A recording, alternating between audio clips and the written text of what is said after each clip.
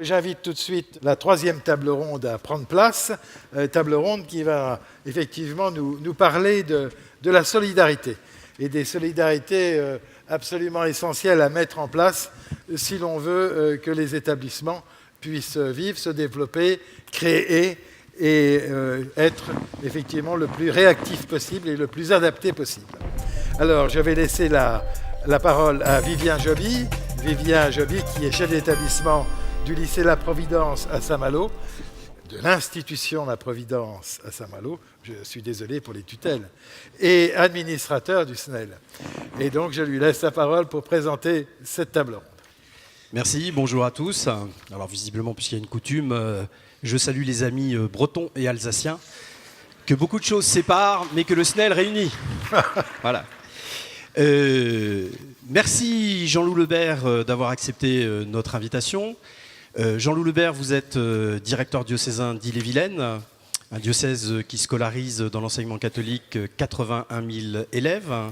Vous êtes également secrétaire général du CAEC de Bretagne, qui est en nombre la deuxième académie pour l'enseignement catholique avec 245 000 élèves, tout juste derrière l'Académie des Pays de la Loire, Monsieur le Président, encore pour quelques heures. Voilà, Jean-Loup, votre académie a ceci de spécifique, et c'est valable aussi pour le département d'Ille-et-Vilaine, qu'il y a, on peut le dire, je crois, un fort maillage.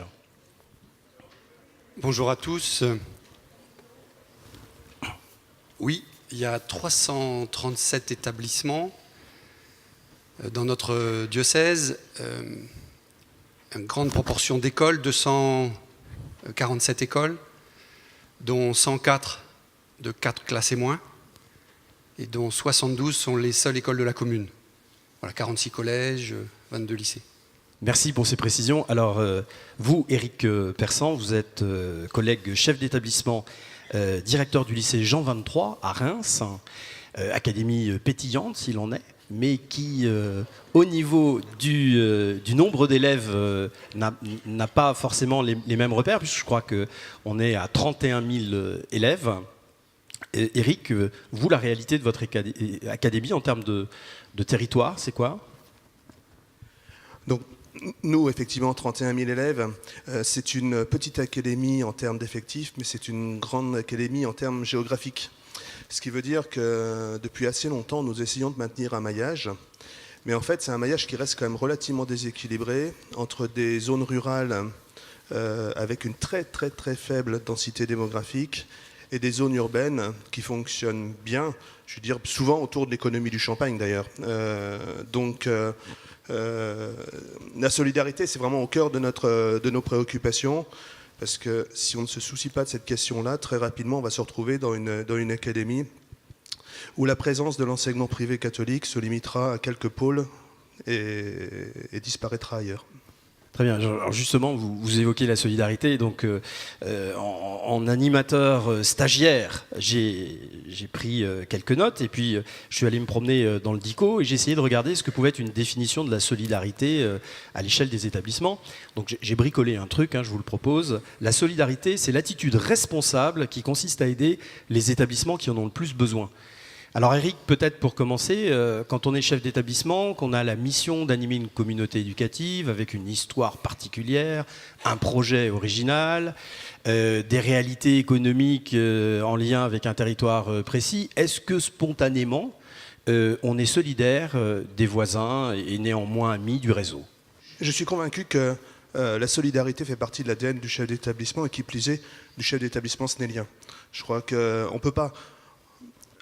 Un établissement ne peut pas se porter bien tout seul. Il se porte bien si le réseau dans lequel il se trouve se porte bien. Et je dirais, j'ai aucun intérêt à ce que mon voisin soit en grande difficulté. Mon intérêt, c'est qu'effectivement, le réseau soit attractif. Et si le réseau est attractif, mon établissement n'en deviendra que plus attractif. Donc effectivement, je pense que la solidarité est vraiment essentielle dans notre métier. Jean-Loup Lebert, vous, depuis votre poste d'observation un petit peu institutionnel, c'est ce que vous vivez dans votre diocèse ? Vous avez l'impression que les chefs d'établissement, ils sont solidaires, ou que de temps en temps, quand même, dans une même ville où il y aurait, je sais pas, 2 collèges ou 2 lycées sur un secteur de recrutement, c'est pas toujours solidaire ? C'est une bonne question. Non, je crois que quand même. Il peut y avoir le global et puis le particulier. Voilà, c'est ça. Il y a toujours le global et particulier. C'est vrai que sur des secteurs, ça peut être un peu plus compliqué à vivre la solidarité. Mais globalement, moi, j'ai la chance de vivre dans un diocèse et de travailler dans un diocèse où il y a une culture, une tradition forte de solidarité. Elle était là avant que je n'arrive. J'en veux pour illustration que s'étaient mis en place spontanément sur certains territoires des caisses de solidarité à l'initiative des gestionnaires et des chefs d'établissement, sur la question immobilière en particulier. Donc, elle est inscrite dans une histoire, dans un terreau. Le terreau breton est un terreau de solidarité, forcément. Mais la question du maillage inversement dense impose nécessairement la solidarité, puisque on a à proximité immédiate de son environnement d'autres établissements avec qui on collabore, avec qui on travaille au quotidien. Je crois que la solidarité, elle est effectivement naturelle. Elle est inscrite dans le projet de l'enseignement catholique, elle est inscrite dans les valeurs que portent les chefs d'établissement, ça j'en suis convaincu. Elle a parfois besoin d'une impulsion diocésaine.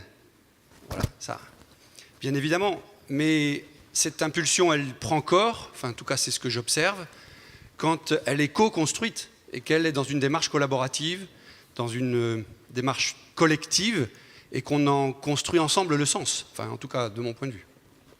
Éric, vous, dans votre diocèse, vous avez aussi ce sentiment, au-delà de votre réponse personnelle? Oui, effectivement. La solidarité va être essentielle dans notre fonctionnement. Simplement une petite anecdote sur une première expérience de chef d'établissement, toujours en Champagne-Ardenne, mais sur un autre bassin. J'avais pris une direction dans un bassin où les lycées étaient tous situés dans la même rue et ne pouvaient absolument pas échanger. C'était vraiment une guerre, c'était vraiment la guerre des lycées, ça faisait d'ailleurs rire à cette époque-là le rectorat. Et il se trouve que moi, il m'a toujours semblé un hasard, sur deux établissements qui faisaient face à face, ont été nommés en même temps deux chefs d'établissement, moi d'un côté, et de l'autre côté, ça a été une amie chef d'établissement qui a été nommée, avec qui j'avais fait ma formation de chef d'établissement, et on a commencé à travailler ensemble. Et cette solidarité, c'est vraiment ce qui a permis de développer les deux établissements et de faire fonctionner les deux établissements. Et bien entendu, on a besoin à un moment donné d'une reconnaissance institutionnelle dans ce travail. On ne peut pas fonctionner tout seul dans ce dispositif. Alors, après cette première réponse sur l'état d'esprit, la posture, à l'instar de l'atelier, de la table ronde précédente, moi j'ai envie de vous dire, il faut être extrêmement concret. La solidarité, vous venez d'en parler, visiblement plutôt bien vécue, mais ça se manifeste comment? Ça se manifeste sur quels objets, dans quel domaine? Est-ce qu'on parle de solidarité financière? Est-ce qu'il y a une autre forme de solidarité? Je ne sais pas. Qu'est-ce que vous en pensez? Qui répond? Nous, on va avoir différentes formes de solidarité. Je vais pas commencer par la solidarité financière, puisque dans notre région, c'est relativement nouveau. Mais depuis très très longtemps, on essaie d'être solidaire au niveau de la répartition des moyens d'enseignement, justement pour permettre ce maillage. C'est-à-dire que des établissements qui pourraient recruter davantage dans certains cœurs de ville acceptent de voir leur dotation ne pas grossir pour permettre à des petits établissements ruraux de fonctionner et d'avoir les moyens nécessaires à leur fonctionnement. Ça, c'est la première étape. Maintenant, donc ça, c'est une affaire de sous, mais de sous public. Oui, voilà, c'est ça, tout à fait. À côté de ça, on a effectivement une solidarité financière qui est en train de se mettre en place entre les établissements aussi, avec une cotisation solidarité qui est en train de se mettre en place. J'ai envie de dire que ce n'est pas obligatoirement ce qui se met le plus facilement en place, puisque là, on touche directement au porte-monnaie des établissements. Oui, c'est plus facile avec des fonds publics qu'avec des fonds privés, c'est ce que vous êtes en train de dire. Oui, puis surtout après, c'est pas tellement le fait de donner. Je crois que le fait de donner, tout le monde est à peu près d'accord. Mais c'est après comment ça va être réparti. Jean-Loup Lebert, alors,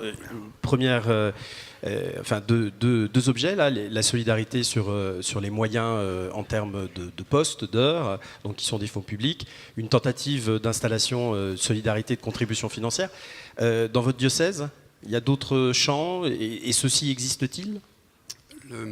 La démarche qui a été la nôtre, ça a été d'abord une démarche de projet au niveau de notre diocèse avec la définition d'orientation et de priorité, qu'on a co-construit avec les chefs d'établissement et avec les responsables des instances. Et je pense que cette démarche-là, qui est à sa deuxième étape, puisque c'est la deuxième série d'orientation que nous avons promue, elle construit du sens collectif. Et dans ces orientations, collectivement, nous avons inscrit une orientation qui dit ceci, un réseau qui construit solidairement son avenir, et bien sûr qui se décline en forme de priorité d'action. Et quand on l'écrit collectivement, effectivement, on a décliné l'organisation de la solidarité en direction des personnes, en direction des projets et en direction des réseaux locaux d'établissements. Donc on a articulé notre solidarité en inscrivant ce qui se pratiquait déjà depuis longtemps dans ces trois axes-là. Alors si je prends la solidarité au service des personnes, on a des longues pratiques, par exemple sur des mutualisations financières pour la prise en charge des frais de déplacement des personnels ASH, les enseignants spécialisés qui circulent sur les secteurs. On a une solidarité sur les charges sociales liées aux AVS-EVS. On a des solidarités à destination des élèves, avec une charte de lutte contre l'exclusion et pour favoriser la rescolarisation. C'est-à-dire quand un établissement a un élève qui pousse à bout et qu'il faut trouver une solution, on a une charte de solidarité entre les chefs d'établissement qui fait que l'élève retrouvera obligatoirement une place dans un établissement de notre réseau. Notre maillage le permet, hein, c'est plus facile peut-être aussi. Et puis on a des réflexions, mais qui n'aboutissent pas sur la solidarité au service des personnes pour l'instant, parce qu'elles sont à manier avec beaucoup de précautions sur le réemploi des personnels OGEC, par exemple. Voilà. Bien évidemment, on est attentif à cette notion de groupe qui nous expose. Mais sur le réemploi des personnels, cette année, par exemple, on a fermé un collège, 14 personnes, personnel OGEC sur le carreau. On a pris l'engagement solidaire avec les chefs d'établissement que tous publient les postes qu'ils avaient de vacants dans le département. Que tous s'engagent à recevoir la personne dans le processus de recrutement. Ils restent bien évidemment libres de leur choix. Mais vous voyez, ce sont des modalités sur les services aux personnes de solidarité. On a une solidarité immobilière qui est ancienne. Il y avait une caisse diocésaine qui datait de 1995 et qu'on a modifiée. Je pense qu'on aura une illustration tout à l'heure. Mais une solidarité qui est au service de la vocation de l'évolution du réseau, de son redéploiement, de son adaptation, de son immobilier, bien évidemment, avec les questions d'accessibilité. La solidarité au service des projets, on la décline aussi sur la loi Fallou, par exemple. Voilà. Oui, sur la loi Fallou. C'est-à-dire que c'est une commission de chefs d'établissement qui gère l'enveloppe de la loi Fallou qui nous est dédiée. Il y a un préciput qui est déterminé pour que chaque établissement perçoive un minimum, et en particulier petits établissements. Et puis ensuite, il y a des règles de calcul qui pondèrent en fonction de la taille d'établissement. Et le directeur diocésain propose un certain nombre, parfois, d'aides particulières pour des établissements que la commission valide. Donc on est toujours dans une démarche relativement collaborative. Vous voyez, vous allez me dire c'est des petites choses, ce n'est pas des grosses solidarités, mais ça participe d'une culture collective, je crois. Et puis sur les DGH, alors c'est un peu plus compliqué sur les DGH, bien évidemment, mais dans des situations particulières, le groupe technique des chefs d'établissement qui prépare le dialogue de gestion avec le DAZEN, voilà, accueille parfois des situations particulières et décide aussi de soutenir tel ou tel collègue qui traverse parfois des passes difficiles. Et puis il y a toutes les solidarités, pardon d'être un petit peu long, sur les réseaux d'établissement, les réseaux de proximité. Alors bon là c'est les mutualisations de personnel, mais vous pratiquez ça. Les mutualisations sur les achats, sur les matériels. Voilà, c'est parfois aussi, et je crois qu'il ne faut pas l'oublier, les solidarités internes aux établissements à l'égard des familles les plus défavorisées. Il y a une question que je n'arrive pas pour l'instant à vraiment faire avancer, c'est une forme de solidarité sur les inscriptions autour de ces flux d'élèves que chacun voudrait bien capter. Voilà, je rêve d'une charte de bonne conduite. On y travaille. Oui. Alors justement, ça c'est effectivement très concret. Alors quand on pose la question à un directeur diocésain des moyens, il n'est pas mauvais, il répond par les finalités. C'est bien. Est-ce qu'au niveau de toutes ces finalités, que ce soit au niveau de la gestion des moyens, des personnes et de la solidarité aussi en tant qu'élève, est-ce que ça c'est des préoccupations dans votre réseau de chefs d'établissement, Eric, en Champagne-Ardenne ? Oui, tout à fait. Alors effectivement, on n'est pas sur la même densité et donc ça ne s'exprime pas de la même façon. Mais effectivement, cette solidarité s'exprime aussi et on essaie de trouver nos solutions. On essaie par exemple de développer la gestion des flux d'élèves, par exemple. Je suis sur Reims, c'est une ville qui... On a des établissements qui fonctionnent bien, d'autres qui ont un peu plus de difficultés. On essaie de faire, par exemple, lorsqu'on gère notre liste d'attente, d'indiquer à nos parents que d'autres établissements ont des places disponibles encore à certains moments et qu'ils peuvent s'adresser à ces établissements. Et là, les collègues jouent vraiment le jeu. Oui. Ils prennent pas... Oui, parce qu'on le fait collectivement en groupe. Hein. C'est-à-dire, on essaie de se rencontrer assez régulièrement sur le bassin. On est une dizaine de chefs d'établissement. On essaie de se rencontrer assez régulièrement et on essaie de jouer ce jeu. Alors, on va vous proposer maintenant tous les deux de visionner, ainsi qu'avec tous les collègues, un reportage, une vidéo qui a été faite et qui illustre de belle manière, je trouve, un exemple de solidarité qui est évoqué par Jean-Loup Lebert. Il s'agit en fait, à l'aide d'un dispositif local d'entraide, de la construction d'une école primaire, d'une nouvelle école primaire et maternelle dans la petite ville de Guignin, qui se situe quelque part, si mes références géographiques sont bonnes, au sud-ouest de Rennes. À Guignin, en Ille-et-Vilaine, les portes de l'école Guimbert sont définitivement closes et les salles de classe désertées. Et pour cause, c'est une école flambant neuve qui a accueilli les enfants au mois de septembre lors de la dernière rentrée. On avait une école maternelle et une école primaire qui étaient distantes d'1 kilomètre. Et ça faisait des années que ça durait. Ça permettait pas trop des rencontres et du travail en commun entre le cycle 1, le cycle 2 et le cycle 3. Et beaucoup de contraintes aussi au niveau du restaurant scolaire qui se situe sur ce site-là.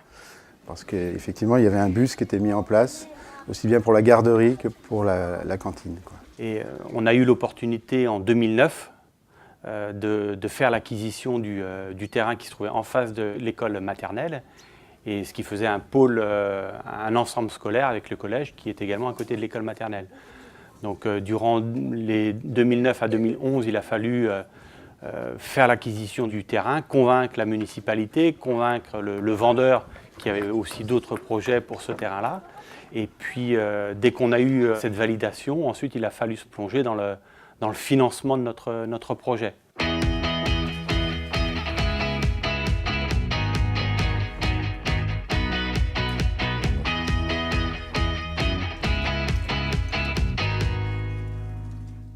On a rencontré des difficultés de financement, évidemment.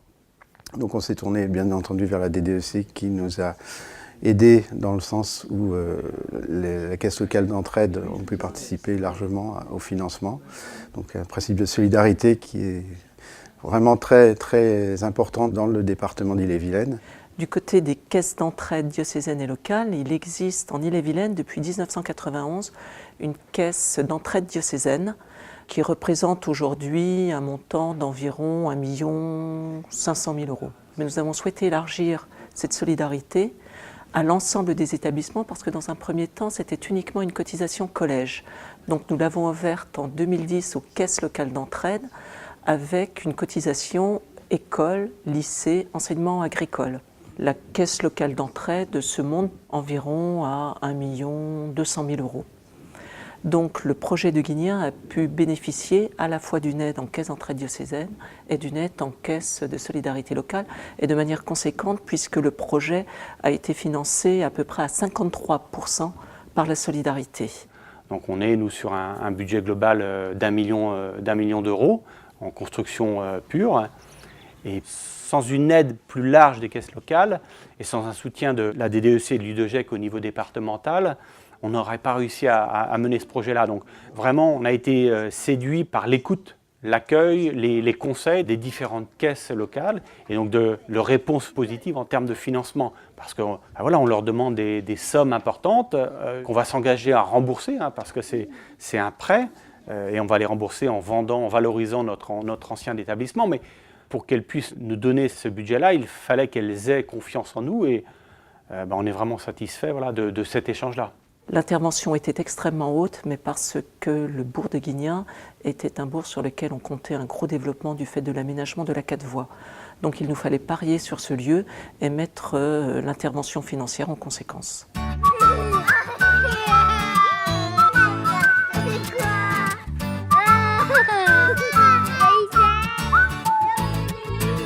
Alors le financement, effectivement, on l'a expliqué lors des assemblées générales, aussi bien de l'OGEC que de l'APEL. On a aussi expliqué le côté caisse locale d'entraide, hein, c'est la solidarité. Et les familles l'ont bien entendu, même si quelques familles, effectivement, ont dû être rassurées par notre discours ensuite. Il fallait d'abord montrer que ce qu'on allait allouer au financement et à la construction n'allait pas impacter le fonctionnement pédagogique de l'école. Donc il fallait être sûr déjà que les cotisations scolaires soient vraiment en ligne avec la moyenne départementale. Et durant ces 6 années, on s'est assuré à monter progressivement pour être dans la moyenne départementale et sécuriser l'aspect pédagogique du fonctionnement de l'école. Le mécanisme des cotisations est le suivant. Une cotisation à l'élève dans les écoles qui a évolué en 4 ans de 5 € par élève et par an à 12 € par élève et par an. Dans les collèges, on est parti d'une cotisation qui préexistait mais que nous avons un peu baissée, qui a été avec un départ de 45 € par élève et par an pour monter jusqu'à 60 € par élève et par an. Pour les lycées qui ne cotisaient pas du tout, on est passé directement à 45 € par élève et par an pour une progression jusqu'à 60 € par élève et par an. Et pour les établissements agricoles qui ont leur propre réseau, c'est une cotisation de 24 € par élève et par an. Ce principe-là, moi je l'annonce dès l'inscription des enfants, quand je les reçois. Je leur dis voilà, on est dans un réseau qui ne fonctionne pas comme le réseau public, et voilà ce qu'on sait faire chez nous. C'est-à-dire qu'on sait être solidaire vis-à-vis des autres établissements, et mesure tout à fait les bénéfices aujourd'hui de cette action, quoi.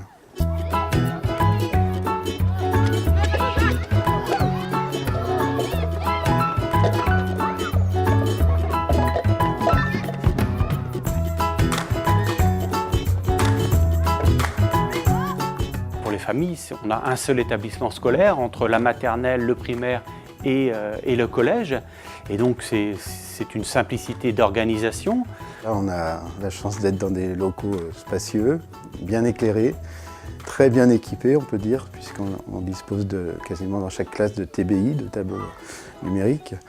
On dispose en plus d'une salle multifonction qui nous permet de réaliser des choses qu'on ne pouvait pas jusque-là, style activité théâtre ou chant, sans avoir à déménager une classe ou quoi que ce soit. On est à proximité du restaurant scolaire municipal, donc en quelques minutes et à pied, le cheminement se fait sans problème. La même chose pour la garderie du matin et du soir, puisque tout se situe sur le même site. Sur le plan pédagogique également, on va retrouver aussi une vie d'école dans sa globalité. Notamment, moi je pense à du tutorat entre primaire et maternelle qui pourrait se mettre en place, parce que c'est vrai que pendant de nombreuses années, il y avait en quelque sorte 2 équipes qui se retrouvaient bien entendu, mais qui ne pouvaient pas partager complètement les projets. Avoir un nouvel établissement dans de belles conditions permet aussi d'attirer des nouvelles familles qui arrivent sur la commune. Et on le voit bien dans l'évolution des effectifs entre l'année 2014-2015 et 2015-2016. On a un peu plus de 25 élèves en plus. Et voilà, les tendances continuent.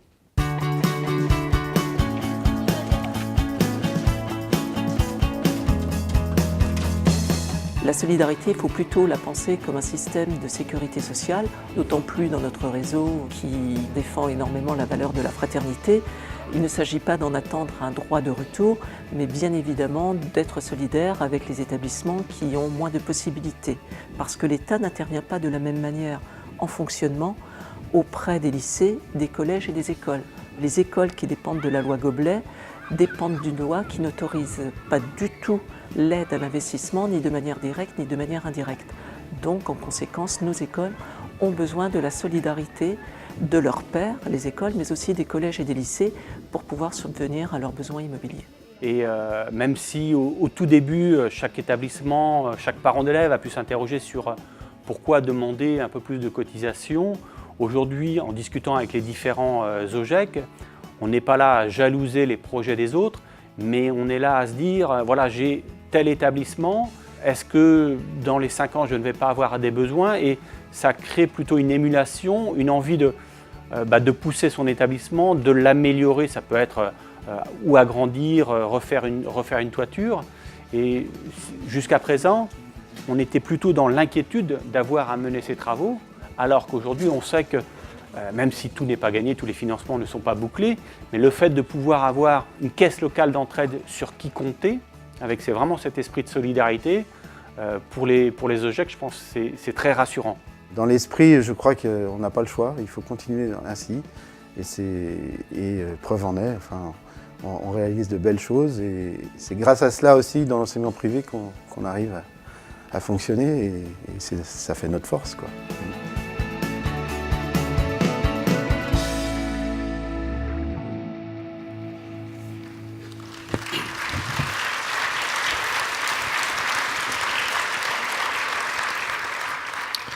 Voilà, une très belle réalisation, une très belle illustration de la solidarité en action dans le domaine financier, avec un emploi au niveau de l'immobilier. En plus, une belle illustration au passage d'un bon fonctionnement trépied entre un chef d'établissement, un OGEC et une tutelle. Voilà, magnifique. Mais quand on regarde bien, c'est quand même pas donné, hein, c'est un coût. Quand on regarde à l'unité, 60 €, on se dit que bon, c'est pas... Mais quand on fait à l'échelle d'un établissement, je fais un rapide calcul, 60 € pour un établissement de 1500 élèves, ça fait 90 000 € par an. Sur 15 ans, à peu près la durée d'un projet immobilier, ça fait 1 350 000. Donc ça fait quand même au final une solidarité qui est extrêmement efficace, mais qui peut peut-être paraître un petit peu cher. Monsieur Lebert, vous leur tordez le bras au chef d'établissement pour avoir des chèques? Je crois pas. Je reviens sur le fait que la solidarité, elle fonctionne quand il y a une compréhension collective des enjeux. L'idée de ces caisses locales de solidarité, puisqu'on a créé 11 associations locales, l'idée, c'est de partager les compétences entre la caisse diocésaine et les caisses locales. Et ça repose sur 3 principes qui sont assez simples. Finalement, c'est un principe qui est dans notre ADN, c'est celui de la subsidiarité et de la responsabilité exprimée là où elle doit s'exprimer au plus près du terrain. C'est celui de la confiance et c'est celui de l'intelligence collective. Et on s'aperçoit que quand les caisses locales qui sont gérées, les associations, sont composées des présidents et des chefs d'établissement sur un territoire. Quand on s'aperçoit que les acteurs locaux s'investissent dans la responsabilité du patrimoine, du développement, de la réflexion prospective sur leur territoire, il y a l'intelligence collective qui s'exprime. Et effectivement, quand un projet arrive, qu'il est soumis aux instances, qu'il passe par la caisse locale, ce sont les chefs d'établissement eux-mêmes qui réfléchissent ensemble sur le modèle économique de cette école, sur le projet qui est présenté, sur sa cohérence, sur son devenir. Effectivement, ça génère, je trouve, beaucoup d'implications, beaucoup de compréhension des enjeux. Et ça me semble être une des clés de la réussite, et je crois que aujourd'hui, elle n'est pas interrogée. On reviendra sur les limites de la solidarité sans doute tout à l'heure, peut-être un petit peu. Mais elle n'est pas interrogée parce qu'elle est portée collectivement. D'accord. Les chefs d'établissement, en fait, ont toute leur place dans le processus qui consiste à étudier les projets, à délibérer, à faire des priorités. Ça produit des effets très intéressants parce que la solidarité, on voyait bien qu'il y avait des établissements dont le modèle économique était basé, par exemple, sur des contributions de famille qui étaient très largement insuffisantes. Quand elles se présentent à la caisse locale, qui leur dit les gars, il faut d'abord commencer par regarder un peu votre modèle économique, ce sont les pairs qui le disent. Alors ça... Bien sûr, nous, on prend notre place dans ce processus, mais ça prend du sens. Et du coup, ils les aident localement à trouver les solutions aussi. Voilà. Je trouve que voilà, ça se régule bien et ça a des effets tout à fait intéressants. L'étape qu'on va franchir maintenant, c'est adosser aux caisses locales de solidarité des observatoires de prospective. Voilà, pour doter les secteurs d'outils de réflexion prospective. Alors, on n'est qu'au début. Mais voilà. Pour donner un petit peu plus de liaison et pas faire des coups. Voilà, exactement. Ouais. Éric, qu'est-ce que vous pensez de ce dispositif? Est-ce qu'il y a l'équivalent ou est-ce que vous aimeriez l'équivalent? Nous, l'équivalent est en train de se mettre en place. C'est alors à un niveau moindre en termes de cotisation d'établissement, de solidarité d'établissement. Je crois qu'on a certainement moins d'établissements qui ont vraiment des moyens d'aider les autres. Donc automatiquement, on ne peut pas mettre des cotisations aussi élevées au fonds de solidarité. Mais effectivement, on a un exemple pas très loin de mon établissement, d'une école primaire qui a pu se reconstruire grâce à la solidarité des autres établissements. Je pense que plus que le niveau de solidarité, c'est la façon dont cette solidarité est affectée qui va être importante. Moi, ce que j'apprécie dans l'exemple qui est présenté, c'est la transparence, l'association de tous les interlocuteurs, que ce soit OGEC, que ce soit chef d'établissement, au choix. Et ça me semble vraiment une partie essentielle du dispositif pour que la solidarité soit efficace et bien comprise. D'accord. Alors, vous avez évoqué aussi les possibilités de chacun de solidarité.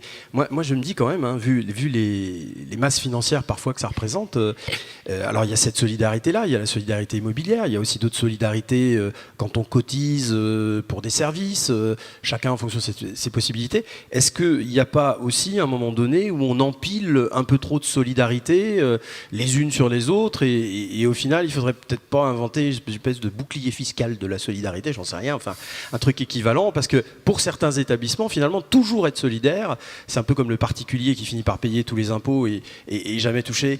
Est-ce que c'est pas pesant, ça ? Si, je crois qu'il faut trouver effectivement une limite à ne pas dépasser, d'autant plus qu'on peut rajouter à cela aussi, pour pas mal d'établissements congréganistes, une solidarité à l'intérieur de la congrégation aussi. Donc effectivement, on est parfois à la tête d'établissements qui fonctionnent bien et avec l'impression d'être toujours sollicité pour être solidaire. Alors la solidarité, je l'ai dit au départ, ça fait partie de notre ADN. En même temps, il ne faut pas qu'on arrive à une situation où on déséquilibre des établissements qui fonctionnent bien. Très bien, merci. Alors dans les autres limites de la solidarité, on nous appelait hier à l'innovation, à une forme de différenciation. Dans le thème de notre journée, la solidarité et compétition, voilà, la compétition, l'innovation, ça demande des fonds, ça demande à chacun de pouvoir disposer pleinement d'un potentiel qui n'est peut-être pas celui du voisin. Voilà, est-ce que parfois solidarité, compétition ne vont pas générer sur un territoire des choses très antagonistes ? Jean-Loup Lebert peut-être. Ils sont en compétition les établissements dans votre diocèse ? Je crois pas. Il n'y a pas un peu de compétition ? Si je prends un terme sportif, de temps en temps, on se tire la bourre, comme on dit. Hein. Voilà, mais non, je crois pas. Je crois que ça se parle, ça s'exprime. Je suis extrêmement attentif et préoccupé par la question du niveau de la participation financière, notamment en termes de solidarité. Mais j'ai envie de dire que si les règles sont bien posées, ça doit pouvoir continuer à fonctionner. Je pense que la question du modèle économique des établissements est une question centrale sur la question de la limite de la solidarité. C'est-à-dire qu'à partir du moment où la solidarité pèse trop sur le modèle économique, ou que celui qui organise la solidarité n'entend plus la préoccupation de celui qui l'appelle à la solidarité la plus forte, là, on est en danger, on est en déséquilibre. Ça, c'est clair. Voilà. Mais je reviens, si la compréhension des enjeux est forte et collective, si les règles du jeu sont claires, s'il y a de la transparence, parce que je pense que ça c'est capital dans la solidarité, il y a de la transparence. On sait ce à quoi elle sert, à qui elle va, et on sait ce qu'elle produit. C'est-à-dire qu'on mesure les effets. Je pense qu'à ces conditions-là, effectivement, voilà, ça peut fonctionner. Après, celui qui est responsable de l'organisation de la solidarité, il a l'obligation, me semble-t-il, d'être à l'écoute de la réalité de tous ceux qui cotisent, du plus fort jusqu'au plus fragile. Voilà. Et il a bien sûr l'obligation d'être à l'écoute de ceux qui ont le plus besoin aussi. Bien. Mais écoutez, on me signifie que notre temps est presque achevé. Donc j'avais une question très taquine, mais je ne pourrais pas la poser. C'était de savoir si la solidarité, pour qu'elle soit compréhensible, ça devait avoir juste une échelle, un périmètre, et que ce qui était vrai au niveau local pouvait le devenir au niveau national. Ou est-ce qu'au niveau académique, on appliquait parfois des règles de solidarité qui n'étaient pas forcément, en fait je la pose quand même la question, hein, qui n'étaient pas forcément appliquées au niveau national, où on a l'impression qu'effectivement, à quelques jours de la répartition des moyens horaires par académie, c'est plus l'équité qui compte, peut-être que la solidarité dans la ventilation entre les différentes académies. Mais bon, voilà, ça fera peut-être l'objet d'un prochain débat ou d'un débat plus restreint. Pour la conclusion, nous allons solliciter Louis-Marie Fillon. Alors Louis-Marie, tu m'as situé hier auprès des dames de Brocéliande. J'ai regardé ce qu'il y avait d'intéressant sur Laval, la mythologie est moins prégnante. J'ai vu qu'il y avait un musée de l'art naïf. Je me suis dit que tu ne devais pas y avoir un abonnement. Donc, je te pose la question en toute franchise. Toi qui te fais le chantre, et notamment encore dans les dernières fiches du SNEL, de l'établissement premier, en disant que c'était bien ce que nous défendions au niveau du SNEL, et ça a été d'ailleurs redit dans un des reportages précédents. Et entre tous ces premiers, comment on peut être premier, voilà, raisonner dans son périmètre, se battre avec ses armes, avec son potentiel économique, et en même temps être solidaire? Si l'on veut que l'établissement reste premier, et un petit peu à la manière dont on a vu que même dans les difficultés, il pouvait rester parfaitement autonome, je crois qu'il y a un certain nombre d'idées qui ont été évoquées là par Jean-Louis Lebert qui sont de bonnes précautions, évidemment, la transparence et le débat sur un territoire donné. Cela dit, je voudrais interroger devant vous le terme solidarité. Il est celui de notre congrès, mais je vais me permettre juste en forme de suggestion, de proposition, pour ce que nous avons vu en Ille-et-Vilaine, je proposerais bien de parler de mutualisation des investissements. Ce qui ne renvoie pas nécessairement à des questions simplement de solidarité, mais à des questions de définition des intérêts communs, ça a été tout à fait bien dit tout à l'heure, conditions pour que ça fonctionne et principes auxquels je pense le plus grand nombre peut se rallier, puisque nous avons, sans s'éterniser sur le passé, et le présent encore dans certains lieux, nous avons aussi des formes de solidarité en comblement de puissants fonds que nous ne sommes pas forcément prêts à signer, en tout cas pas les yeux fermés. Et c'est évidemment la viabilité, j'y reviens, de l'établissement qui va compter. Et toujours en forme d'interrogation des modèles, peut-être peut-on aussi imaginer d'aller jusqu'à la viabilité des établissements qui ont bénéficié de mutualisation dans leur financement, de sorte que la condition imposée pour qu'il y ait ces formes de solidarité ou de mutualisation, eh bien, ce soit que le projet à terme soit viable de manière autonome. S'il s'agit de créer des structures dont la vocation est d'être assistées ad vitam aeternam, peut-être faut-il alors en débattre pour savoir si c'est opportun ou pas. Je ne décrète pas que ça ne l'est jamais, mais éventuellement, ça peut sortir de quelque chose trappe qui sont bien réels ici ou là. Alors, il me semble que nous entrons dans un monde où la déclinaison, et j'en terminerai là, la déclinaison de la solidarité, en fait, est vraiment à conjuguer avec la question du modèle économique. Parce que si on arrive à vraiment travailler autour de ces deux concepts-là, alors peut-être nous pourrons pacifier les relations d'argent entre les établissements et derrière pacifier aussi les relations de personnes pour qu'elles soient au service d'un projet commun. Mais je pense que le compte n'y est pas actuellement sur tous les territoires. Là, on a exposé un modèle qui, je pense, est assez vertueux, dans l'association des personnes à ce type de projet, mais je crois que d'autres dans la salle ont pensé à des modèles qui, chez eux, sont peut-être un peu moins vertueux, et c'est une invitation à les travailler dans le sens de la vertu. Merci à tous. Je rends l'antenne.